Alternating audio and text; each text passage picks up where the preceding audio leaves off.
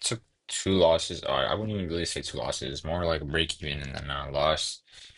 I won't lie, the losses low-key do suck, knowing that like I would have had profit to sit on if I wasn't good last week. But I mean, like I said, something I can do about it, just move on, learn from it. But going through the day, it's pretty simple. I obviously like very long bias just for a couple reasons, like I said. So one was we had already we already inversed this 1 hour for again. We were way up there. We already took previous day high, and the only reason I could have seen to possibly be what was called bearish was maybe this SMT on the higher time frame, but there's nothing else we tapped aside from that. And my deviation that I only had was the yeah, that was the London one, which was just marked this entire. So this was like to me the accumulation we manipulated, and then we were just distributing from there. So I marked that. That's what I used, and that was lining with max reversal at the buy side. So I was obviously trying to hold my long till this buy side, or minimum I probably would have maybe put a trail here and then just let it run if it did hit that. But none of them did end up playing out. Aside from that, let me see what else. Oh yeah, aside from so I'll delete this for now, but I'll bring it back to show my second trade. But the first range I had marked out was this, just because, like I said, this made the most sense to me. It's what of like the most obvious swing, low, and a high before market. You could have used, I mean, I guess you could use this, but to me, it just didn't align as well because it just made more sense. So, and we obviously this did end up playing way better. So had that. There was a 15-minute fair value gap. There was OT golden zone right here. And then we also do SMT, and that was right at open. And usually I don't take stuff at open just because open just tends to be like manipulation to one side before we go to the other side. But I was very confident in it. I was like, we were very bullish. Like we made all this chop. We just had a big move down. We were about to hit open, so I was like, we're gonna be a bit bullish. So uh, I stuck to my model, like I said. I wasn't just trying to take whatever. And in hindsight, was this the best order block to take? I mean, Chinese state. No, but to me it made sense because if you go on the 15 second, it's more obvious, but it's kind of just how you view it. Like if you had seen this, I'd say like say you traded the 15 second, you could have seen it as that, but I just took 30 second just because 15 second and me do not have a good relationship. So I stuck to that. I put the chain stay right there, which is right. I didn't mark it just because it was right at key open at New York open, so I just marked it right there. Put my limit right there. And what really sucks is that wait, am I speaking? Why is oh yeah, so, yeah, okay, I thought I got breaking. I was like, I was confused where I got breaking, but yeah, so I got into right here, and I was still in it for here. I thought right here maybe it might have just been an L. Maybe I was like right about not taking stuff like key open, but it was playing out, and I got break even literally to the tick. Like this candle right here is what woke me out. Like we came down, tapped it again, and then we started moving back up. And I mean, does it suck? Yeah, but I mean, like. At least it was better than loss. Just kind of like just accept it as all right, just move on, look for what's next. But what was a little weird is the fact that we didn't take this buy side. Like I was very confident that we would take this buy side. We never ended up doing that. We came to like a couple like points, like 142. Yeah, we came like 4 points away from it. I was like, it's pretty weird, but that's what it is. That happened. And then what else was I forgot? Oh yeah, like hindsight, of course, I definitely could have taken this at a better level. Because like I said, since the 30-second order block was right here and this key opens right here, I think I was a little blindsided. I wasn't like looking at all the opens, but had I been, I could have just used this rejection because, like I said, rejection was when they're within like the model I trade are really good. So I could have obviously just limited true day open. That would have been way better entry, better TP. And honestly, with this, I probably, yeah, I would have trailed out right here. And if this hit, that would have been great. If not, I would have got trailed back out from my original profit. But I mean, that still would have been a good trade, but did not end up happening. But it's good learning experience, I guess. Okay, so that didn't play out, and then I was just waiting, and I was waiting till 10 a.m. because I wanted to see this hourly for rally gap to get hit, and then I wanted us to continue lower because I thought, okay, maybe we're just rejecting, so you can create this hourly to happen to this, and then continue lower because we never ended up taking the buy side. So that did not happen at all. We had 10 a.m. open right here, completely just ran through it, and I was like, okay, that's not what I want to see at all. But another thing that I did also have noted was the let me do this. Oh my God. Maybe I just move it. Where is it at? Oh my God. Let me just okay. I guess I thought I had a fit draw there, but no. Okay.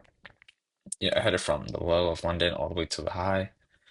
And what lining up was whoa, that was not the right one. Does not what it looked like. It was from the oh yeah, sorry. It was from the entire low. And yeah, like I said, so not the best fit, but like I said, it was just more high time frame. Like on the high time frame, if you marked this, you could see this. Like it was the low high because this looked like just looked like chop, not a significant like high we took or like a high that was made, which was this. This looks prominent because it also made a big wick going lower. Makes sense, right? Had that marked out, and then the 4 hour order block right here. That was also really good to me. Nothing else really that I saw, to be honest. Another thing though that did also like I don't typically, like shows because I think it's only like a CPI thing. Usually only happens like once a month, but when a wick has no, I mean when a candle has no wick, we majority of the time tend to like take that out before we go anywhere else. And I mean there's always situations when we don't do that, like right here, we didn't do it. I mean, we might have on the lower time. Oh no, yeah, we didn't on the yeah we didn't. But majority from what I've just seen personally, we do tend to like tap these and just sweep them, or even just barely like go one tick below them, just so they have like a candle, just so the price is tapped there, and then move up in the other direction. So I waited for that, and like I said, so it was just a 4 hour order block, this the EQ of it, and then it was also within golden zone of the entire range. So I saw that, and then I went down to the 1 minute. And then I saw that this was playing out because we tapped the order block. We were in golden zone. We were reacting up. We inversed this 1 minute. I was like, great. This looks like a great like place to long. And I did honestly, like I said. So I waited for the 5 minute rejection wick to be created. And okay, granted, yeah, this there wasn't my model wasn't here just because like none of this showed and there wasn't no order block for me to take. But it just made sense, like discretionary wise to me, because obviously we inversed this 1 minute, and then we were obviously what was it? Yeah, and then I think yeah. So when my model doesn't, I usually just wait for the retrace. So like I said, I waited for it. We had that. We had the inverse, and I was waiting for the retrace to be at just OTE, which is also the 5 minute rejection block. This is what I use. Yeah, and like I said, like I don't always wait for like engineer liquidity to be made. I won't lie though. It is majority of the time I have noticed it plays out like mostly better when there is like engineer liquidity to be made, and then sweeps like because I'm obviously like I've noticed majority of my loss to rejection blocks come from like when they don't have liquidity to be swept before going the opposite way, but is what it is. But yeah, like I said, drew the range out, had the golden zone OT right at the 5 minute rejection block. So I legit just limited it. And my original stop was right here. So we were just chopping around. And I won't lie, my mind was in like a lot of places just because I think like the loss, like I said earlier, was like I was just thinking about like, damn, if I lose this too, like I don't really have too much space to like sit on for my balance because I think I can only go like minus 1K because I've already been up. The most I've been up is like I think 13 something K, but yeah, not too sure about. Oh no, I think no, actually I think it is lower than 1K because that I was up 1700 at one point, but it was my end of day P&L, so that's not what they like counted for. But yeah, like I only have like roughly 1K. Took a 150 loss, so yeah, I mean I'm still in green. Like I said, I have a balance left. I'm not like break even like on the XFA, but still sucks. But like I said, yeah, so took that at OTE, 5 minute rejection block, and then like I said, I was aiming for the high. So I was just like, I don't know why. I mean, maybe I should have read price better and just noticed when all this chop was happening, we weren't doing anything probably like valid, and we were also very uncorrelated. I won't lie.